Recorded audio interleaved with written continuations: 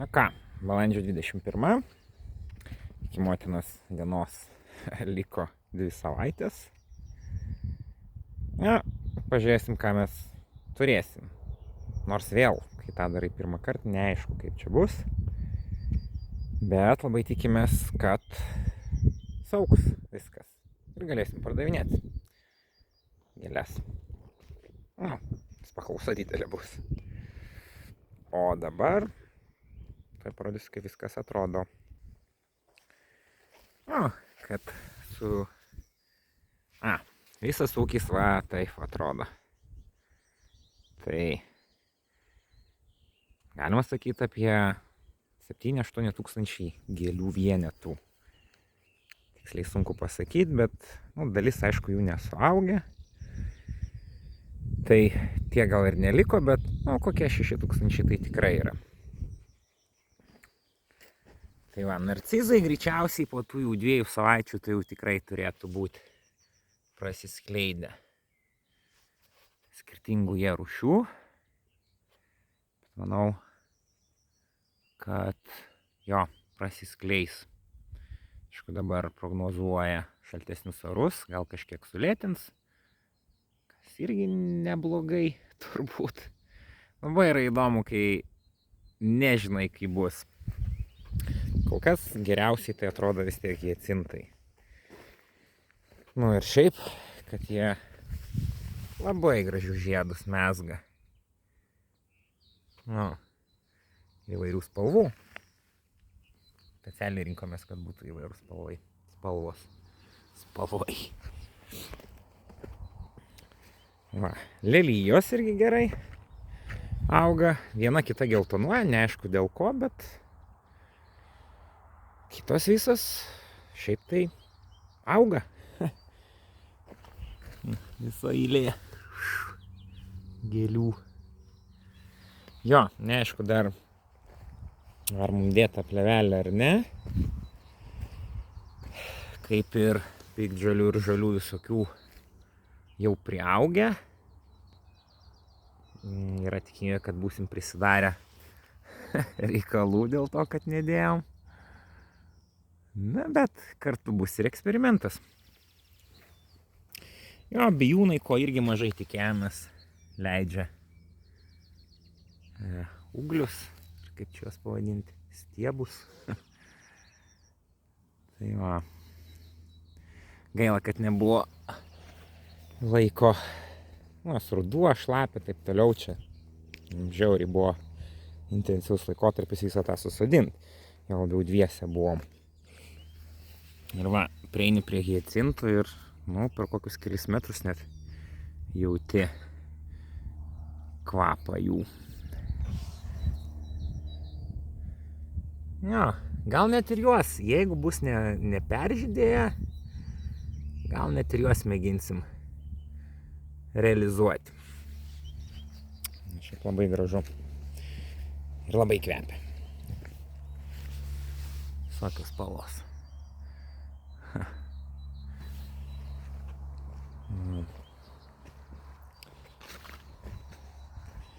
Jo, šito žemė labai žiauriai daug akmenų. Kažkiek bandėm juos aprinkti, bet nerealu. Va, aišku, čia atrodytų nieks neauga.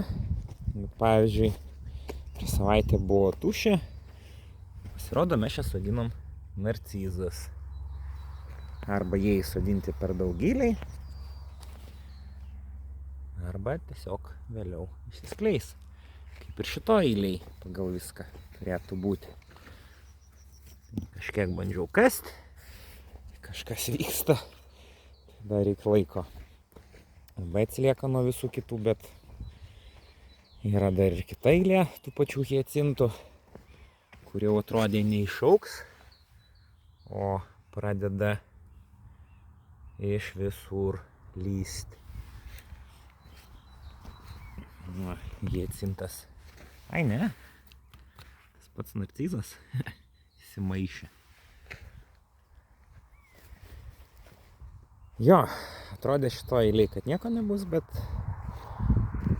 lenda, truputį lenda. Visi po truputį lenda.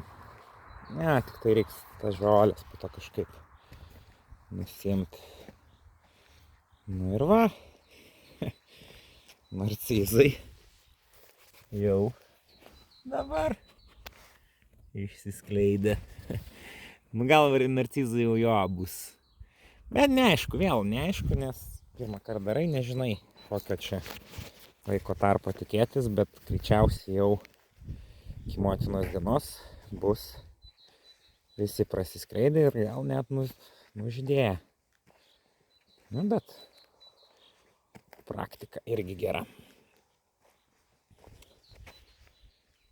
Su tulpėm irgi panaši situacija, pradeda skleistis, vienas formuoja žiedus, kitos ne. Šitą greičiausiai tikrai jau bus pasiruošus.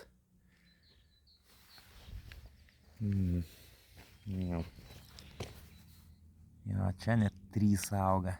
3 žiedus duos vienas svogūnas. Nestandartinės veislės čia. Jo. Šitas tai tikrai jau turėtų duoti žiedų. Būtent per motinos dieną. Ten auga. Visur kažkas vyksta.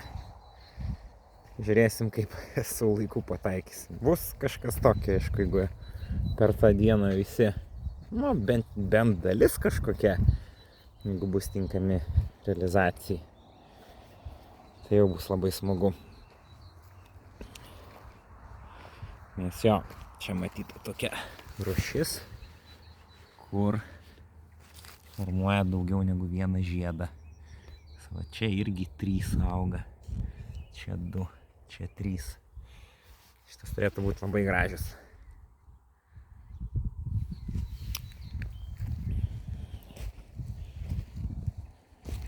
Nu, dar čia kažkokia temperatūra šaltesnė. Va, kokia bus. Labai greitai formuojasi viskas.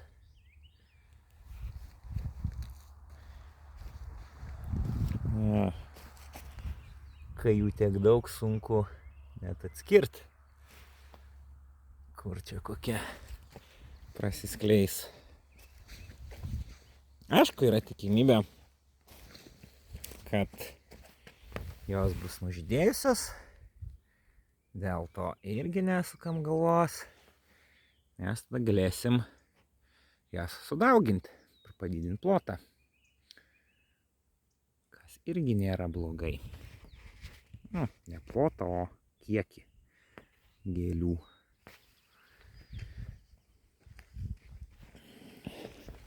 Čia irgi 3 auga. Čia irgi 3.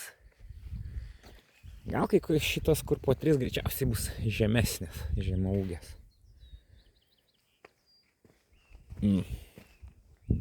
Dar vienas plotas bijūnų. Su šitais atrodė, kad mažiausia tikimybė tie išaugs, bet dauguma auga. Ir gan gerai kai kurie auga.